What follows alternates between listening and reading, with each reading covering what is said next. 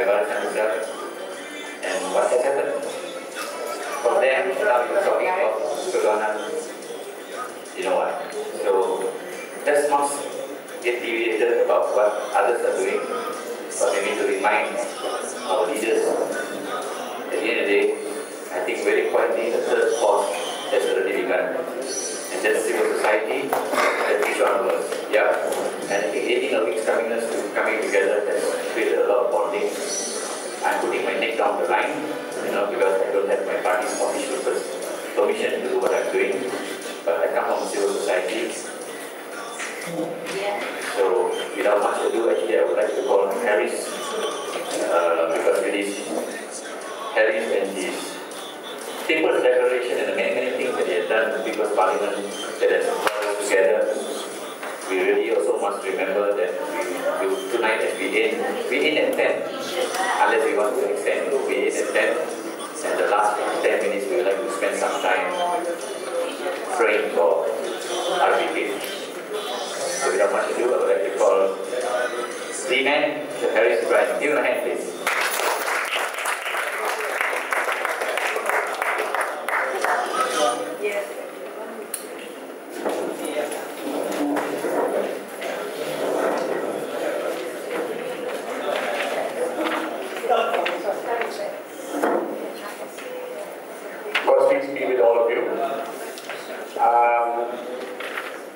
I'm just having passed around a one-page letter.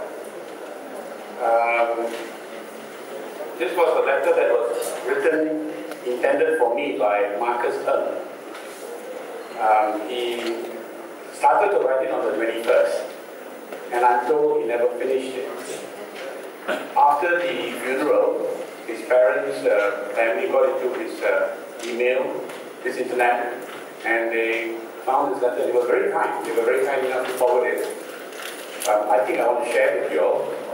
So maybe you could take a minute or two to just read what Marcus intended to share. Never quite got it across in time, but there you are. It's with us now. So please. The vigils. This was when we hadn't been chased out yet. We ended up here. We ended up here for drinks and some bites. And whilst we were waiting for drinks that we had ordered, Sunny here? Yeah. Sunny popped me this question. I don't know if you remember it, Sunny. What is it? There's so many questions. Yeah. Sunny said, Harris, you've been at this for so long, vigiling and whatever not. What have you achieved? Remember the question? And I didn't need to think. I pointed him out. I pointed Dave, and I pointed Benz. And there were several others at the table, and the tables surrounding us. I said, I've achieved this. These are my family now. All right? And I don't think there's been anyone who's been attending vigils, who's been seriously attending these vigils, who hasn't felt that way. All right? So, whilst I understand the sentiment that our brother Marcus expresses in this letter, it has not been a waste of time. Far from it. Far from it. But Marcus has asked a very important question. And I think we've all been asking this last couple of weeks. Where do we go from here? It's reached a point, as Marcus points out, we're not reaching beyond the converted amongst ourselves. So we need to ask ourselves this important question. Where do we go from here? Now, I've got some thoughts of my own. But I think it's important to hear from everyone. To take these thoughts, ideas on board. But really, let's remember this. Tomorrow we're going to Putrajaya. Right? The vigils started with free RTK. Right? And on the same night, the 12th of October, we moved from just RPK to every other Anak Bangsa Malaysia who languishes in Kamunting. So even if RPK is spared tomorrow, we've still got brothers in Kamunting. We mustn't forget that. We mustn't forget that. I'm hoping that perhaps tonight we can move forward with some concrete ideas about how to take the little acorns that we've planted and build them to gigantic oaks to push the agenda, the one that I've been calling for some time, one people, one nation, Saya Anak Bangsa Malaysia. With that, I'm going to pass this mic back to my brother Aloysius, and I will leave him to lead us through this exercise.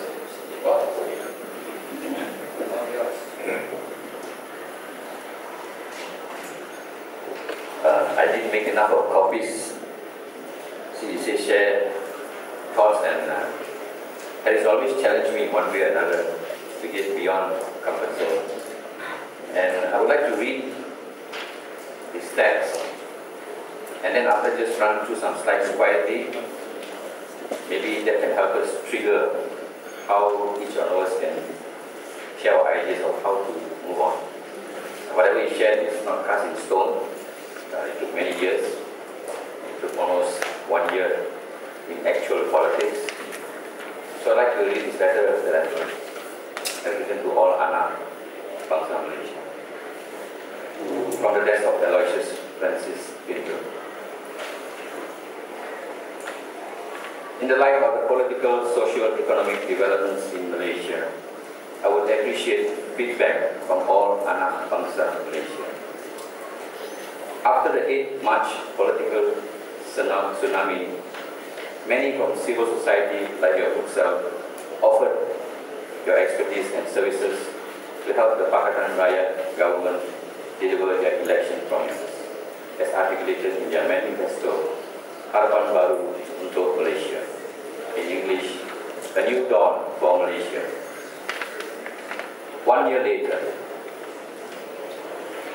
the undersigned has consistently insisted that all new as well as existing party members must go through a process of verification, orientation, and empowerment based on party's constitution, 17 core principles, the election manifesto, including the Malaysian economic agenda. By July, the respective structures for governing Selangor was in place. It was again proposed that a resource center be set up to educate, train, and empower all party members and leaders so as to carry out their duties effectively, synergistically with the values of accountability, transparency, and good governance, which was the underlying theme of the PU Club election mantra. All this went unheeded. Today we see a coalition in disarray. The Rakyat disappointed, and the BN still arrogant as ever, though not all. Some BN leaders and members who have been crying out for reform and change are beginning to regain confidence among their members and the public. However, the overall scenario does not give much hope that the BN and PR coalitions will really focus on the needs of the Rakyat as promised by both coalitions. Notwithstanding, I believe there are members and leaders on both political divides who are really concerned about the lack of development activities, especially in the light of the global economic crisis. It has been reported that as many as 800,000 in Malaysia will lose their jobs this year. Yet most of the energy by the BN and PR is channeled to attack, defend, challenge existing positions for or against each other. Lawyers must be the busiest professionals at this moment, so many may not be financially rewarded.